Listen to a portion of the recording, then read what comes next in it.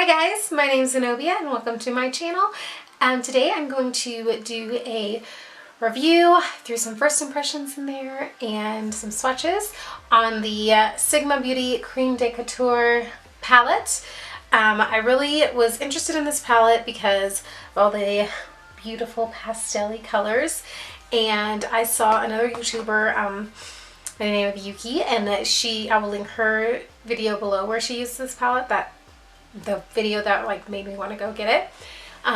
So they're so pigmented on her, and for them to be pastels, I was really excited about that, and so I went ahead and ordered it. The palette is $40 and you do get 16 shadows. The pans are about 0.025 ounces, which is about half of what a typical eyeshadow pan is for the singles, and then a lot of palettes usually have 0.05 ounces for an eyeshadow, so it's about half of that. It's just it's more comparable to the size of like the Naked palette pans, and those are Naked palettes are $55, and so this one's $40. So about the same kind of price range, I feel like. So each pan of eyeshadow ends up costing you about $2.40 a piece. So anyway, really long intro. Let's just get into the swatches and a couple of looks for you. The first one will show you, give you some first impressions that I had because it was the first time I ever used the palette, and then the second one is after I've been playing around with it and what I kind of was able to do with it.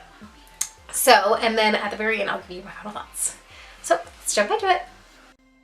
Alright, so we're going to go on to the first time I've ever used this palette. I've already primed my eyes. I'm starting with the color Apricot Flower and using that all over my upper lid and into the crease a little bit. And then I'm going to go in with the color Passion Fruit and use that as a transition in my crease. And it's a little bit warmer than it kind of looks in the pan, so it's perfect for what I wanted to use it for. And then I'm going to go into the color Citron Pistachio and use that on my outer corner and into the crease a little bit. And I switched brushes because the one I'm using now is one I use when I really want to pack on the color, and I noticed that the more I tried to blend the colors, they kind of just faded away, so I just really wanted to pack it in that outer corner, and so I kept having to switch it up.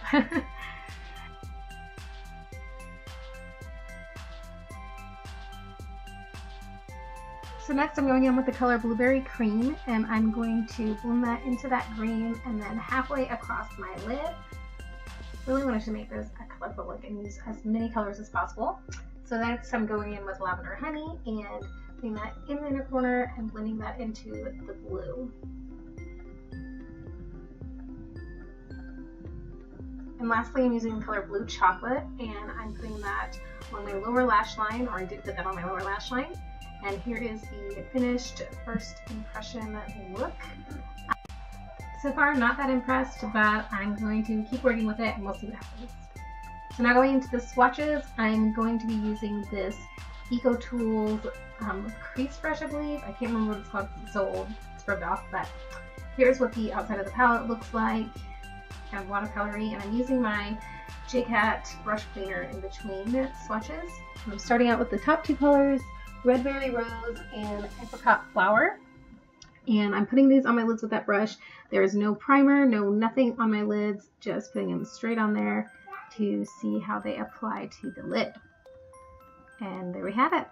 Not too bad for the first two. Next up is Passion Fruit and Cherry Blossom. And Passion Fruit and Apricot Flower are both really close to my skin tone, so I don't mind that because I can do a whole look with this palette using those two. Cherry Blossom is like really pale pink, but I kind of like it. I don't know what I'll use it for though. And next we have Meyer Lemon and Ginger Pumpkin. Meyer Lemon, I just really could not get hardly any pigmentation out of. As you can see here, like it just kind of blended away to nothing. But Ginger Pumpkin is another warm color that could be used as a transition.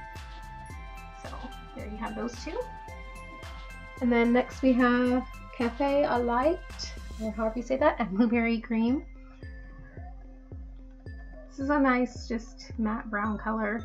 So I like that one. I really like Blueberry Cream for a little pop, and it performed really well on this test. So I'm gonna have to give it another shot. A little patchy though.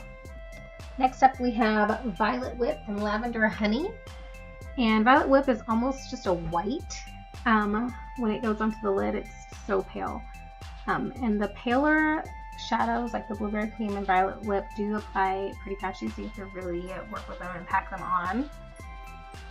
I'm finding, at least, Never Hundred just didn't want to go on without the primer. It looks a lot better with the primer. Next is Cases and Elderberry. And Cases is a nice bright purple. It goes on quite nicely. Elderberry is pretty dark, and I find that it's supposed to be like this dark purple, but it just kind of looks more brown, and the color is a little bit muted for me. And then we have Blue Chocolate and Almond Pear up next. Blue Chocolate is another one that I was really enjoying, except for that it takes so much work to get it to apply. You really just have to kind of pat it on. Again though, this is with bare lids, no primer, no base, no nothing. So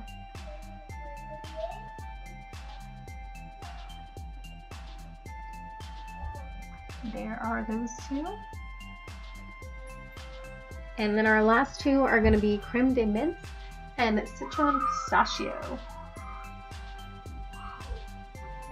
I like Creme de Mint. It's kind of like a bluish green, so it's really pretty.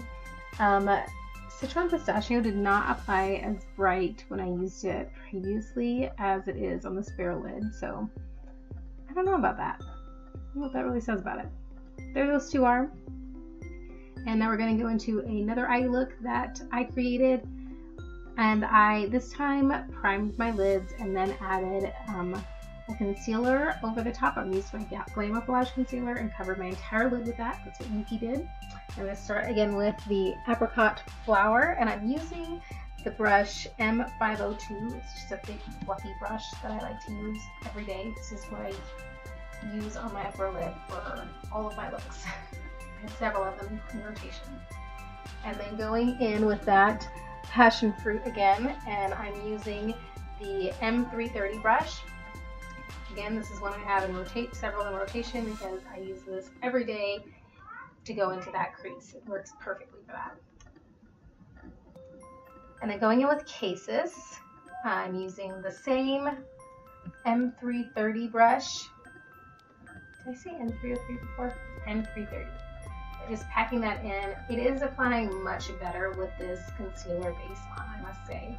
The only thing is that it is not wanting to go into this. There's like a little line on my crease where it's just not wanting to apply. Next, I'm going in with Almond Pear. I'm using that Eco Tools brush that's just really compact to pack that color in there. They do apply a lot smoother and much less patchy when you have that concealer base, so that's reassuring. Definitely need some sort of base though. Just keep that in mind. And then I'm going to use Blueberry Cream and go in with my E36 brush, also by Morphe, and put that along my lower lash line. And I also decided to put it into my waterline this time, just to really make it pop. And I like the way it performed there. It wasn't irritating on my eyes all day, and it pretty much stayed for a good bit. And I just like how it made the blue under the lash line pop quite a bit more. So there you have that finished look, much smoother and less patchy than the first time, I must say.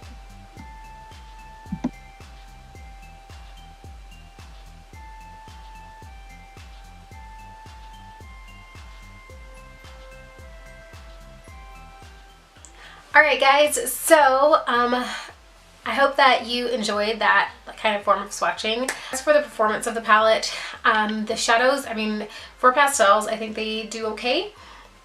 I feel like they just kind of stay where I put them if I try to blend them out, or they just kind of fade away. You can kind of see, or you may kind of can see right here where I did the second look. It's kind of feels like the purple really just didn't want to go right there in that crease area. I just didn't want to go there. So I'm going to keep playing with it. I will use it just because I like the colors, and I will figure out a way, maybe using a white base, but I'll figure out to make them more pigmented, or show up better or blend better.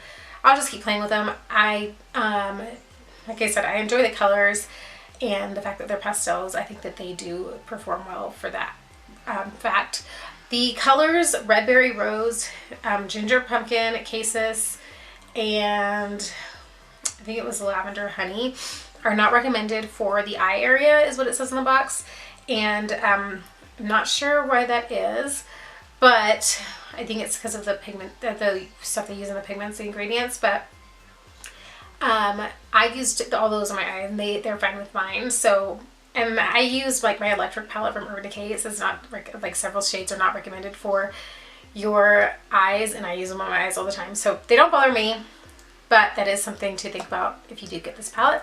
$40 is just a lot for the amount you're getting in comparison to other brands. Like ColourPop has got me spoiled now because their pans are so big and they're so inexpensive, and so, and they just perform amazingly. So they got me really spoiled and biased now.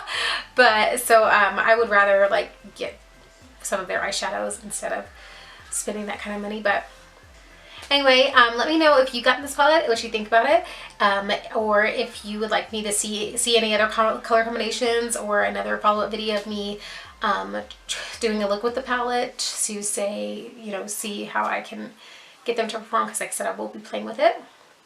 And I hope to see you soon. Thanks for watching.